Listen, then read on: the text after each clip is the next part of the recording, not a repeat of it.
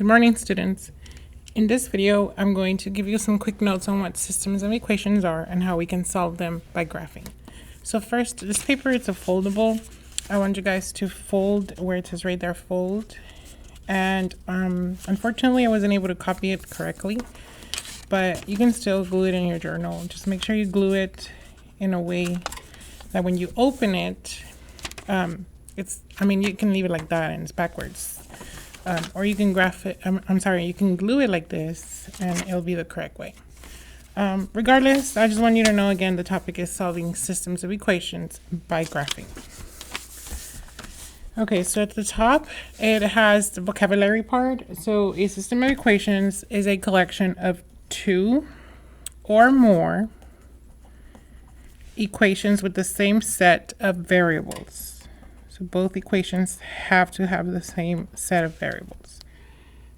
We'll be looking at sets of two equations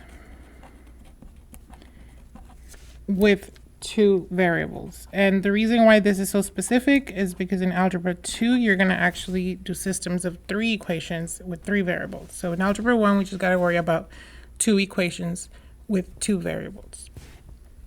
Okay, so if we graph the two equations, the solution is where the two lines intersect. And there's several methods to find the solution. So what we're just looking at today is the method of finding the solution by graphing. So here's four examples. The first example has two equations given to you, two linear functions. Remember that the only way we can graph by hand is if the equations are in form of y equals mx plus b. So you first have to check, does this match the form of y equals mx plus b, slope-intercept form? This one does. And the second one doesn't, because that one's in standard form. So for that one, you're going to have to rewrite it into slope-intercept form. So let me go ahead and get a sticky note on this to show you the process once again. So we write our equation. You can use your notebook for this, since there's not much space provided in this paper.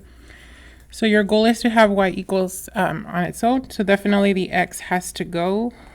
We subtract it on both sides, cancels, and now you have 3y equals 6 minus x. But if we want it to look like y equals mx plus b, we need to first have the x term written down. So we're going to write negative x and then the 6 plus 6 because it's positive. Okay, so now to get the 3y to become y by itself, we're going to divide by 3 each part. So what we end up with is a y equals negative 1/3 x plus 2. So that equation is what you're actually gonna graph. Y equals negative 1/3 x plus 2. Okay, so now let's go ahead and graph him. Excuse me. So the graph, the first one, it's y-intercept of negative 2.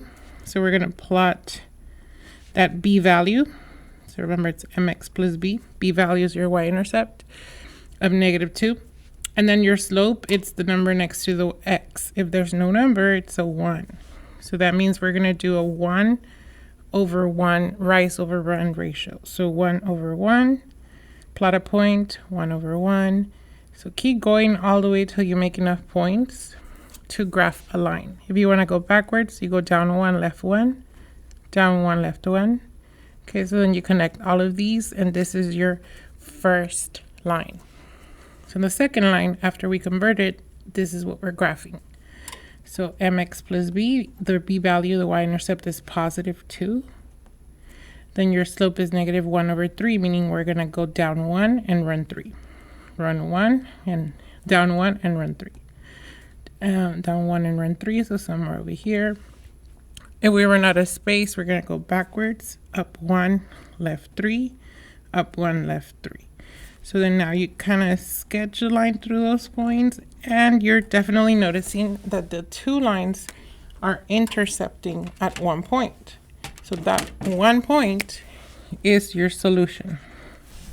Okay, so down here in this little square, we're going to write what our solution is, which is positive 3, positive 1.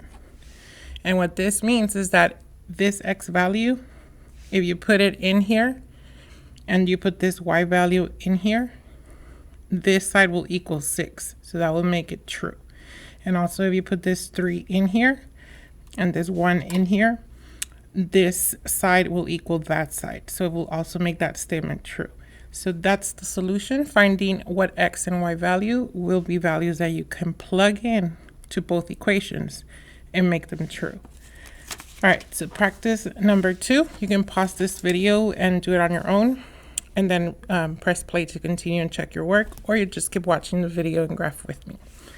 So first step is to write equations in mx plus b. This is already in y equals mx plus b, both of them, so they're ready to graph. The first one has no b value, so that means we're starting at 0. Then your slope is at 3, so that's 3 over 1. We're going to write 3, 1, 2, 3, across 1. 1, 2, 3, across 1. If you run out of space, go backwards. 1, 2, 3, 1. 1, 2, 3, 1. So this creates this line for that first equation. Second one, we have a b value of -1, so we put a -1 right here. And your slope is 2, so that's a 2 over 1. So we're going to write 2, 1, 2, across 1. 1, 2, across 1. 1, 2, across 1. You run out of space, go backwards, down 2, across 1, down 2, across 1. So the other line goes through here. And the point of intersection is right here. Okay, so that order pair will be -1 and 1, 2, 3, -3. Okay, so this is a solution for this system of equations. And the word system just means like pretty much, again, two or more equations. So the fact that you see 2 equations, we call it immediately a system in algebra. System of equations. All right, next one. We have y equals 3/4 x. Again, you can pause the video if you want to try it on your own, and then press play when you're ready. The second one, we don't have it in y equals, so we need to convert it into y equals. So I'm going to grab another sticky note once again. This one is pretty simple. It's just one step. For here, to get the y by itself, we just need to get rid of the -4. Divide by -4 on both sides. Cancels, or actually just becomes 1. And then right here we end up with a positive 3 over 4 x. That's it. You already converted. So y equals 3/4 x. So we're going to graph the first one, no b value, so starts at 0. Slope is 3 over 4, so we write 3, run 4. 1, 2, 3, 1, 4. 1, 2, 3, 4. Run out of space, so go backwards. 1, 2, 3, 1, 2, 3, 4. Okay, so that creates your first line. And you obviously noticed that the second one is exactly the same equation. So yes, there will be scenarios when you have the exact same equation. So you don't really need to graph again, but what you can do is kind of bold through that line and put kind of some arrows that it's going to be also in there. So what this means is that you have 2 lines exactly in the same position, the same place. And what happens here is that these are called infinitely many solutions. So the R for all real numbers comes back in. It's not going to fit here, so I'm just going to write it.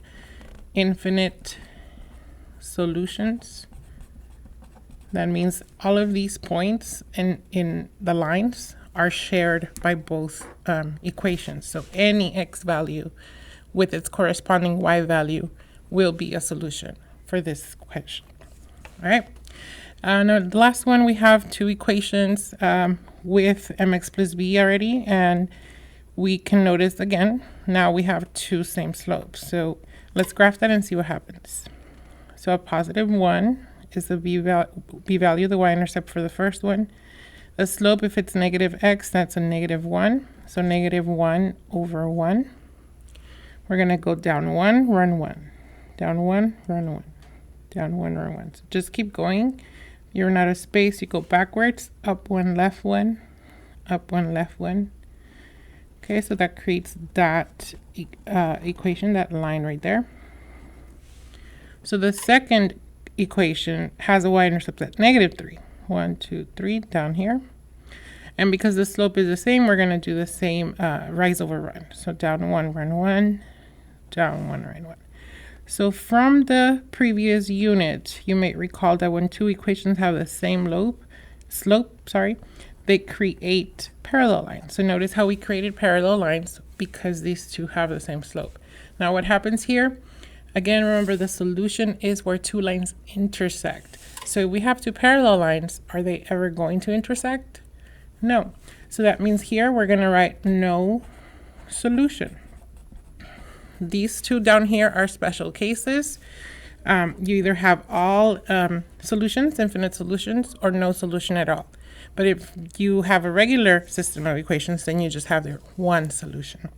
Okay, so these are some quick notes on systems of equations with the graphing method. If you want to add that word, this is the graphing method. There's other methods we're going to learn in this unit, but for now, this is it. Hope this helps.